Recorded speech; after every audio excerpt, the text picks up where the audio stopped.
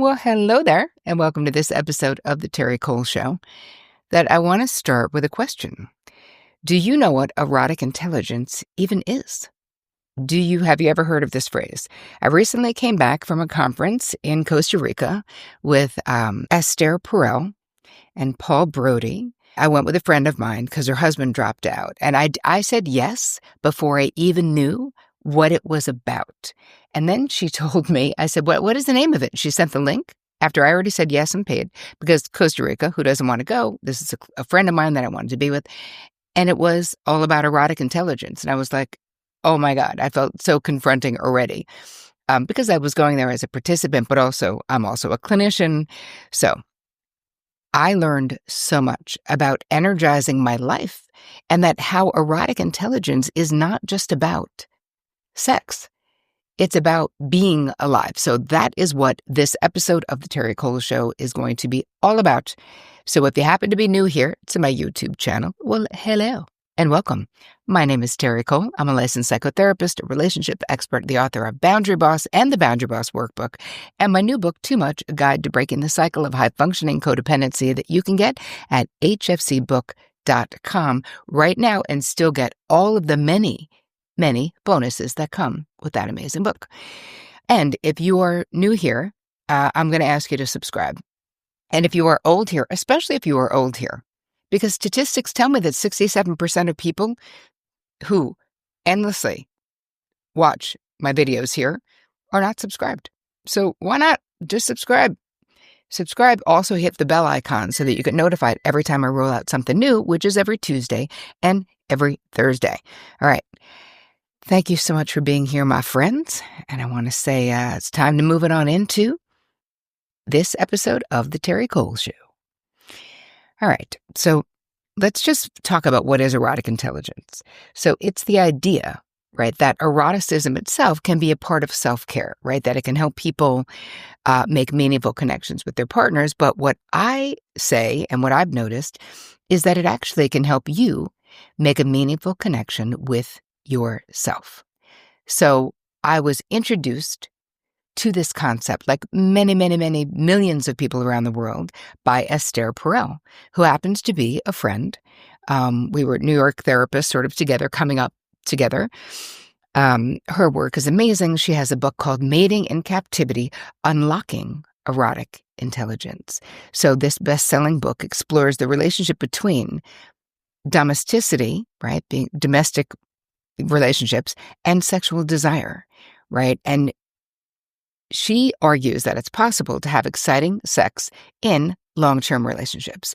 She has an amazing podcast also that's out called Where Shall We Begin, where in real time she is therapizing couples who are bringing their, whatever it is that they need to talk about in there. So Esther is very well known for her work with couples and family identity, corporate relationships, and team collaboration. She does a whole bunch of things. I was first turned on to her work before I knew her in person.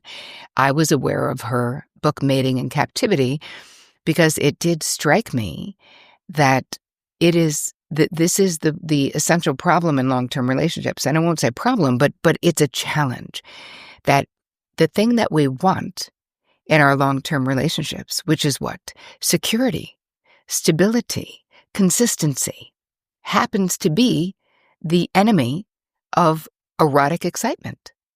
Because when you think about erotic excitement, what is that? That is mystery. That is something that might be surprising. That is something that's interesting or different.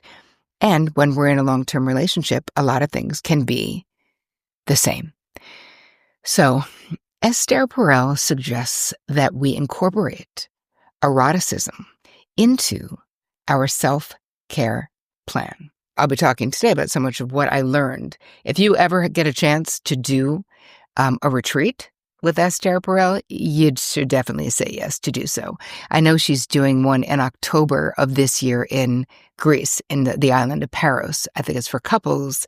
And if my niece wasn't getting married at the same time, I got to tell you, I would want to be there. So just a plug for her work. I just had a wonderful experience at this retreat.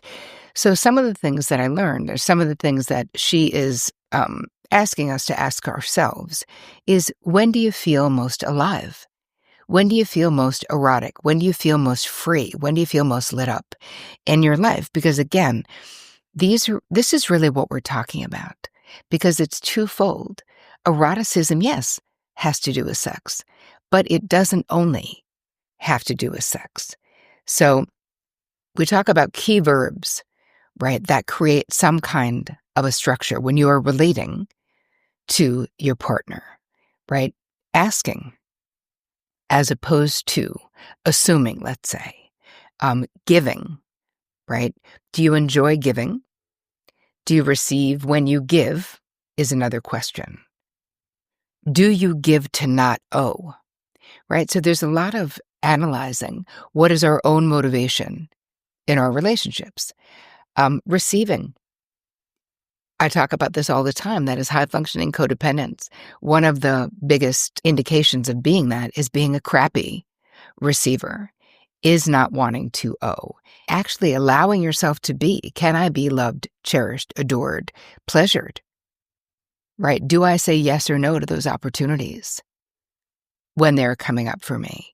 I wrote about this in the book Too Much, right behind me, about how being an HFC can and does negatively impact our sexual and sensual lives, because one of the indications of having a good sexual life is we have to be able to receive. What does that actually look like? So I'm going to give you a couple of questions in the guide, terricole.com/guide, where you can start to really build a black and white picture of, how are you as a receiver? How are you as a giver? Do you give from your heart, from your desire for the other person to either feel pleasure or to make their life easier, or do you give to not owe? Other verbs in relationships, taking, right, sort of claiming. And I think that a lot of us are very polite when it comes to our sexual relationships. And I'm not saying we should be rude, but I do think that there is an element of taking or claiming that can be very erotic and that can make you feel wanted in a relationship. So I think you have to have conversations about what that looks like for you. And sharing. Like, do you share naturally, or do you sort of calculate fairness? Are you sort of looking at, why are you sharing? Are you sharing because you want to? Or because, again, do you think you owe? Another verb, playing, right? Is it fun? Are you doing things that are fun? Are you flirting? You know, I think about one of the things that makes my relationship with Vic really good is that we're always kind of flirting. I'm always seeing him through the lens of, like, in a lot of ways, my desire for him, how smart he is, how I just love him, you know, how great he looks in jeans. And then just saying that, right? If you're flirting, part of that is that you're actually saying the thing that is in your mind about the person. Another verb in relational situations is refusing, right? Can you say no? And if you can't say no, how can your yes be trusted, right? Which we've talked about many times before on this podcast about, you know, saying yes when you really want to say no. What does that do to a relationship? What about wanting as a verb, right? It's like wanting and letting your partner know that you want. Something that really changed for me, something I really got out of this retreat, was the question of, how am I turning myself on, or how am I turning myself off? And again, even though we were talking about erotic intelligence, we were really talking about life force energy. We were really talking about, how do we stay lit up in life in our 30s, 40s, 50s, 60s, 70s, 80s, right? Esther and I were talking because she and Jack have been married for 40 years and Vic and I have been married almost 30 years. It's like, you know, these are long-term relationships where each person has to take responsibility for things. This is my take on it, in order for things to work. So one of the things that I think is really important when it comes to keeping a good connection in your relationship, emotionally and physically, is taking responsibility to the best of your ability for your health. We did a lot of yoga while we were at this retreat, but in life in general, I know that Esther is very physically fit, like works to be, and so do I. And it's not work. It's how I stay alive. It's how I feel alive. Not just alive breathing, but I mean motivated. I mean lit up, jumping on my trampoline, lifting weights, trying to, maintain my bone health, all of these things for me, because I want to live and I want to live well, which is really important. If Vic didn't take care of himself, that would be a problem for me. And I knew this. Before Vic and I got married, I had been in a relationship with someone who was not physically fit. He was very thin. It wasn't like he was young, right? But I could see the writing on the wall that my desire to hike, to do all these outside things, to snowshoe, to go to the gym, to bike, to whatever, that we didn't share those things. And when you're both in your 20s, that's one thing. But as you age, how will that impact your life? And I knew even then one of the main reasons I got out of that relationship was because we didn't have the same idea about being physically well. Like I was really into prioritizing it a long time ago. And this is before I had cancer in my early 30s. And then I really started prioritizing the crap out of it. But even before then, I knew that this is a lifestyle choice. And if we are not on the same page in that lifestyle, that eventually will probably grow in separate directions. So before Vic and I got married, I had a couple of stipulations, things that he would have to at least be open to considering. I wanted to consider having a biological child. I wanted someone who wanted to have a little second house, lake house somewhere, like I wanted somewhere to go to from the city, and that he would have to be fully responsible for his health, meaning him taking care of his own doctors. He works out with a trainer twice a week, and he's 70, And yeah, if you guys see pictures of Vic and I, he doesn't at all look 70, and it's not even a youth thing, it's a health thing, really. So I think that there are things that make having better erotic intelligence, there are things that you have to put into place, like foundational things within the relationship. And the same thing with like addiction or over drinking or being tech addicted. You have to have these conversations where you get the phones out of your conversations, where you have a basket at your front door and you put them in when you come home. It's okay to not be online or to not be reachable for a few hours. I mean, unless you have little kids and they're with someone else. But generally speaking, we have to look at how much technology gets in the way of what it is that we're trying to create, because it's almost like a mistress in many relationships. People's relationship to technology is basically a mistress. Other things to think about around erotic intelligence is knowing what turns you on, right? It's funny, when we were there, someone told me, I was saying how my husband's curiosity about life, and he's a lifelong learner, which I always felt was so hot in someone.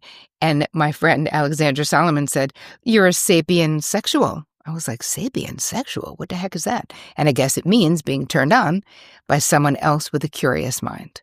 Who knows? I'll look this up after recording this, and maybe that's not what it means, but that's what I took it to mean. And it's very true. I love the fact that Vic barely watches TV, that he's always listening to something where he can learn something new, which I love. And he's definitely made me so much smarter in the 27, almost 28 years we've been together, because I don't think I've known anything about 90% of what I know about history and geography and all of those things. Because no offense, I didn't learn very much in Hackensack High School, if I were being honest. Anyway, back to eroticism. There's also things to look at, like, is there erotica? You could read erotica, watching things that are sexual together. Like, really, every couple is different. I've never, maybe because I'm a therapist, porn has never been my thing. I don't know. I just see someone where something bad happened to them if they're doing that, right? And I guess that's because I'm a therapist. But somehow erotica doesn't have that same impact on me because it's something someone wrote from their mind. I'm like, okay, well, that didn't hurt anybody. And allowing yourself to have fantasies, right? It's like a fantasy is really, when you think about it by definition, it increases excitement and pleasure, right? And there's nothing wrong with that. It's just that a lot of times we don't have the language to talk about them. I remember when I was younger, I was talking to my therapist, and I was having, I don't know, whatever fantasy I was having sexually. And I thought it meant I was like nuts, or like something was really wrong with me. Or maybe it was a same-sex fantasy, and I thought that definitely meant I was gay. And she was like, dude, no, P.S. Here's the thing. You're really not that special. She was like, if you Googled the top 20 most common sexual fantasies, you would literally find everyone you've ever had in that top 20. So for me, that was almost very reassuring that like nothing was wrong with me, because I didn't come from a family where sexuality was really talked about. So everything was repressed and embarrassing. And it's funny, all these years later, when I found out the name of this retreat was, or about erotic intelligence, I was immediately like, oh no. That was my immediate response, was like, oh my God, this is going to be so confronting.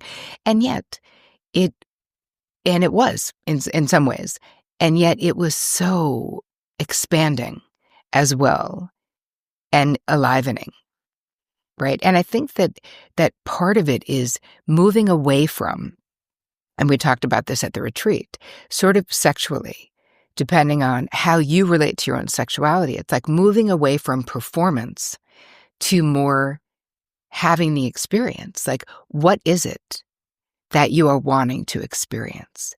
And I think the biggest question for me personally is about surrender, being an HFC in recovery. Can I surrender? And knowing, when are you most drawn to your partner? When is that? There was a whole exercise that we did where people were sharing. Is it when they're in charge? Is it when they're acting playful? Is it when they're kind? Is it when they're masterful? Is it when they're passionate, right?